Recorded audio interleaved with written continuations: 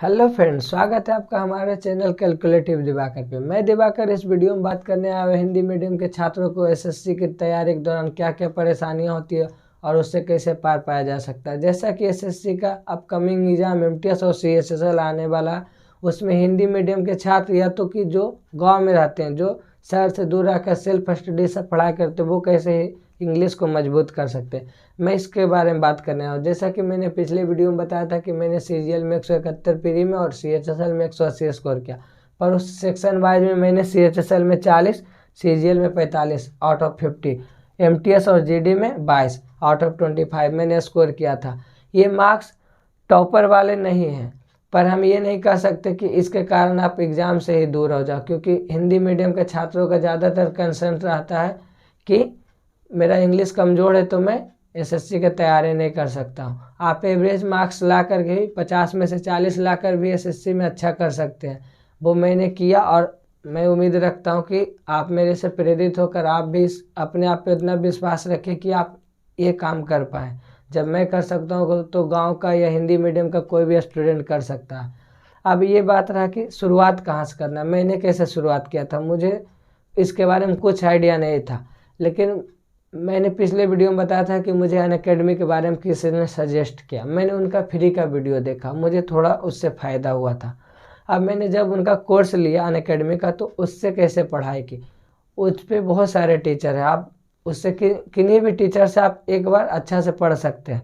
मैंने अमन त्रिवेदी सर को चूज किया क्योंकि उनका पढ़ाने का तरीका लिमिटेड और रिस्ट्रिक्शन से था, वो अच्छा से पढ़ाते थे।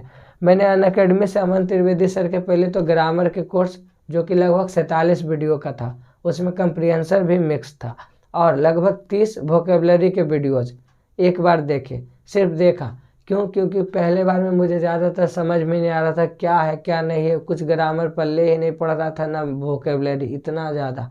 मैं सिर्फ बस मूवी के तरह का उसको देखा। लगभग एक दिन में 2 वीडियो ग्रामर का, 1 वीडियो वोकेबलरी का देख लेता था दिन भर आराम से बैठ करके, क्योंकि उस समय इंग्लिश और रीजनिंग को मैथ और रीजनिंग को साइड कर चुका था, सिर्फ इंग्लिश पे फोकस था। लगभग 1 महीना ऐसा ही चला, सिर्फ देखते हुए। मैं कुछ नोट डाउन नहीं करता, क्योंकि अगर नोट डाउन करता तो मुझे समझ में नहीं आ रहा था। मैं नोट डाउन करना छोड़ दिया। जब मैं उस पूरे सिलेबस को कंप्लीट किया तो एक चीज़ समझ में आया कि सर जो पढ़ा रहे थे ग्रामर और वोकेबलरी, वो जो कि सजेस्टेड रहता है एसएससी के लिए, जैसे कि ग्रामर के नीतू मैम का बुक, वोकेबलरी के लिए एमबी पब्लिकेशन, वो सारे वर्ड ही सर अच्छे से समझा कर कॉन्सेप्ट वाइज उसको कर रहे थे। मुझे लगा कि अगर मैं नोट डाउन करता हूँ तो उसमें टाइम जाएगा, इसलिए मैंने उसी वीडियोज़ को दोबारा 2 के स्पीड में एक बार देखा।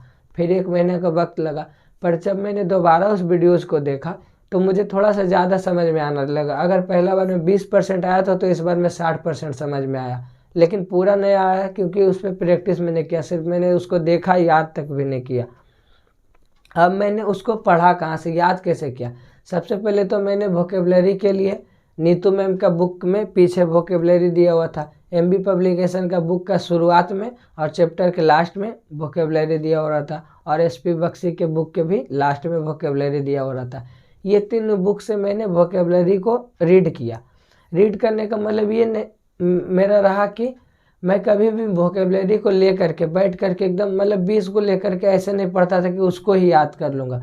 मेरा ये रहता था कि मैं 100 वोकेबलरी को बस रीड कर दूँ, समझ लूँ उसका कॉन्सेप्ट क्या है, क्या बताना चाह रहा है, उसका अर्थ क्या होता, बस आगे बढ़ जाऊँ, कुछ मैथ बनाने लगूँ या तो कुछ भी।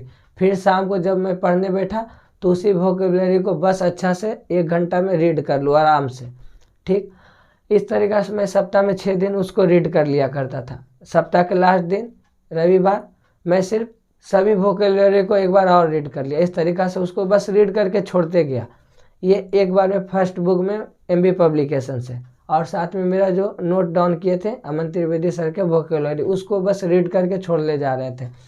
इस तरीक़ा से बढ़ती हुई लगभग 1 महीना के बाद मुझे वोकेबलरी तो लगभग पूरा नहीं, लेकिन 20-30% तक याद हुआ। जितना मैंने पढ़ा था उसमें मात्र 20-30%, लेकिन ये हुआ कि मैंने कभी उस पर ज़्यादा टाइम भी नहीं दिया, सिर्फ रीड किया तो 20-30% तक याद हुआ। मैंने जब उसी बुक को दोबारा रीड किया, सिर्फ बस बैठ के आराम से रीड किया करता था, 1 घंटा उस पर टाइम दिया, समझा। ये नहीं कि बस 10 ही मीनिंग याद करें, ऐसा नहीं, लगभग 100 मीनिंग को 1 घंटा में रीड करते थे कि उसको समझना है कैसे, क्या उसका मतलब है, इस तरीक़ा से। एमबी पब्लिकेशन जब मैंने पूरा लगभग 2 बार तक रीड कर लिया, उसके बाद मैंने नीति मैम को भी वोकेबलरी वाला बुक से 2 बार रीड कर लिया। और एसपी बख्शी के बुक में भी पीछे में वोकेबलरी दिया, उसको भी रीड किया। ये सभी जब मैंने लगभग 4 महीने के वक्त में रीड करते करते लगभग 4 महीने लग गया था। साथ साथ में मैं मैथ और प्रैक्टिस भी किया करता था। वो वोकेबलरी का सेक्शन मैं इस तरीक़ा से रीड करता था। अब मैं ये जो रीड कर रहा था इसका यूज कहाँ हो रहा था, जब मैं एमबी पब्लिकेशन का सेट साथ साथ में बनाया करता था तो वोकेबलरी वहाँ आते थे और मुझे लगता था कि अरे ये तो नहीं आ रहा। फिर वो मेरे दिमाग पे स्ट्राइक होता था और उसको समझ में रहता था, ध्यान में रहता था कि अच्छा ये नहीं बना, ये उस तरीक़ा से वो मुझे याद होने लगे, वो मुझसे कनेक्टेड होने लगे वो सारे वर्ड्स। मैं उसको लर्न कर रहा था, अच्छे से उसको समझ रहा था, क्योंकि पहले से मुझे ज़्यादा इंग्लिश का उतना नॉलेज नहीं था। मैंने उसको अच्छे से याद किया। साथ ही साथ मैंने ग्रामर के लिए नीतू मैम के जो बुक है उससे मैं रीड किया करता था। बस उसको भी ग्रामर रीड किया और उसका पीछे में सॉल्यूशन देखा, जो बनाने का है उसको बनाया करता, सॉल्यूशन देखा करता था। एमबी पब्लिकेशन का भी बुक से मैं जब सेट बनाता था तो लगभग 25 क्वेश्चन में से 12 क्वेश्चन बन गए। ठीक, अब 13 क्वेश्चन जो मुझसे नहीं बना, उसमें कुछ ग्रामर के होते थे, कुछ कंप्रीहेंशन के होते थे, कुछ वोकेबलरी के होते थे। उसको मैं क्या करता था कि एक कॉपी में नोट डाउन कर लिया करता था इस तरीक़ा से। ये मैं चैप्टर वाइज 1-2 करके इसमें नोट डाउन कर लिया करता था और इसको सुबह या शाम एक बार रिवाइज ज़रूर कर लेता था और इस तरीक़ा से आगे बढ़ते गया। जब मैंने एमबी पब्लिकेशन के बुक को एक बार पूरा सॉल्व किया, मेरे पास खुद का हैंड रिटन एक नोट बन चुका था कॉपी में, जिसमें बहुत सारे वोकेबलरी, बहुत सारे ग्रामर रूल मेरे खुद के लिखे हुए, समझ कर लिखे हुए थे, जो कि मुझे इंग्लिश में आगे जाकर बहुत हेल्प किया। जब मैं एमबी पब्लिकेशन के बुक को दोबारा सॉल्व करने पे आया, इसको भी उस समय तक रिवाइज करते रहता था। जब वो बनाता था तो मुझे लगता था अच्छा मैंने ये याद किया, वहाँ से वो जल्दी सॉल्व होने लगा। पहली बार में जो 12 हो रहा था, दूसरे बार में मैं 18-19 पर पहुँच गया। अभी भी पूरा नहीं होता था पर 18-19 मैं सॉल्व कर पा लेता था, 5-6 गलत हो जाते थे। अब मैं 18-19 क्वेश्चन तक पहुंचा। इस पूरा प्रोसेस में 4 महीने का वक्त लगा। 2 महीने पहले सीखने में, 4 महीने इतना में ग्रामर प्रैक्टिस और याद करने में। अब ये जो 4 महीने का वक्त हुआ उसमें मेरे मार्क्स जो शुरू में 11 आ रहे थे, वहाँ से लेकर के 37 तक पहुँचे, 40 तक, 40 नहीं पहुँचा, 37-38 तक आता था। ठीक, अब मैंने इसको स्पीड में कैसे बदला, क्योंकि मुझे टाइम बहुत ज़्यादा लगता था। एक सेट बनाने में 25 को में मुझे 15 मिनट का टाइम लगता था। ठीक, एसएससी के अगर आप एग्ज़ाम का तैयारी कर रहे हैं और इंग्लिश में 15 मिनट दे रहे हैं तो ये बहुत ही ख़राब है। इंग्लिश सेक्शन ज़्यादातर बहुत सारे लड़के 8 से 10 मिनट जो एवरेज है वो सॉल्व करते हैं और जो टॉपर आते हैं वो तो 5 मिनट 6 मिनट में सॉल्व कर लेते हैं। पर एवरेज में कम से कम आपको 10 मिनट तक सॉल्व करना पड़ेगा। मेरा टाइम नहीं हो पा रहा था उस मैनेज, मैं 15 मिनट में सॉल्व कर पा रहा था। अब वो टाइम मैनेज कैसे हुआ, जब मैं टेक्स्ट बुक का सेक्शनल टेक्स्ट बुक के प्रीवियस टेस्ट पे आया था इंग्लिश, मतलब जब पूरा सेट बनाया करता था तो इंग्लिश में वहाँ से मेरे टाइम में घटना का शुरुआत हुआ। धीरे धीरे जब 1 महीना तक मैंने प्रैक्टिस किया तो वो 15 मिनट घट के 12 मिनट तक पहुँचे। जब अगला महीने मैंने प्रैक्टिस करते गया तो 12 मिनट से घट के 10 मिनट तक पहुँचे। अब जब मैं सोल्व करता हूँ तो लगभग 9-8 मिनट में बनाता हूँ। अभी भी ज़्यादा कम नहीं टाइम हुआ, लेकिन 8-9 मिनट तक बना लेता हूँ। ये सिर्फ हुआ प्रैक्टिस की वजह से। मतलब इंग्लिश में अगर 15 मिनट लग रहे हैं तो प्रैक्टिस करते करते 8-9 मिनट तक आप आ सकते हैं प्रैक्टिस के दम पे। अब यहाँ जब प्रैक्टिस करने में आते हैं तो अब हम कहाँ से प्रैक्टिस करें। सबसे पहले तो प्रीवियस ईयर टेक्स्ट बुक से आप पूरा सॉल्व कर सकते हैं। दूसरा चीज़, टेक्स्ट बुक का ही मॉक टेस्ट जो आता है उसको सॉल्व कीजिए, क्योंकि उसके अलावा अगर आपके कभी अड्डा 24/7 या तो किसी और भी टेस्ट सीरीज़ का अगर लीजिएगा, उसमें इंग्लिश बहुत ही हार्ड रहता है। मतलब हार्ड इस सेंस में कि आप अगर बनाइएगा तो 25 में से आपके 15 क्वेश्चन तक सही होंगे, फिर आपको डिमोटिवेट हो जाइएगा, लगेगा इतना पढ़ें फिर भी 15 क्वेश्चन सही हो रहा, लेकिन वो एग्ज़ाम के व्यू से अच्छा नहीं रहता। एग्ज़ाम में अब तो इजी साइड में आने लगा इंग्लिश, पहले तो 19 से पहले थोड़ा सा हार्ड भी रहता था, अब इजी साइड में आने लगा। अब का जब आप मॉक टेस्ट में या तो कहीं पे सॉल्व कीजिएगा जो एसएससी के पैटर्न का, अगर आप पहले 35-37 नंबर ला रहे थे तो आप 40-42 तक ले आइएगा। वही मेरे साथ हुआ, मैं उस समय तक 37 लाता था, पर जब नया पैटर्न पर एसएससी का जो एग्ज़ाम हुआ उसका इंग्लिश को सॉल्व किया तो मैं 40 से 45 के बीच में ले आने लगा। अब नया पैटर्न के लिए भी कहाँ से उसका प्रैक्टिस किया जाए, तो MB पब्लिकेशन का ही 105 सेट का नया बुक मैंने मंगाया है। ये देखिए 105 सेट का नया बुक ये प्रिंट हुआ है, लगभग आपको 150 के आसपास पड़ेगा। इससे आप नया जो एग्ज़ाम में पढ़ा है, मतलब हल्का साइड वाला इंग्लिश, इसको आप पहले सोल्व कर सकते हैं, क्योंकि इसमें थोड़ा सा क्वेश्चन का लेवल नीचे गया है इंग्लिश के मामले में। आप यहाँ से इसको सोल्व कर सकते हैं।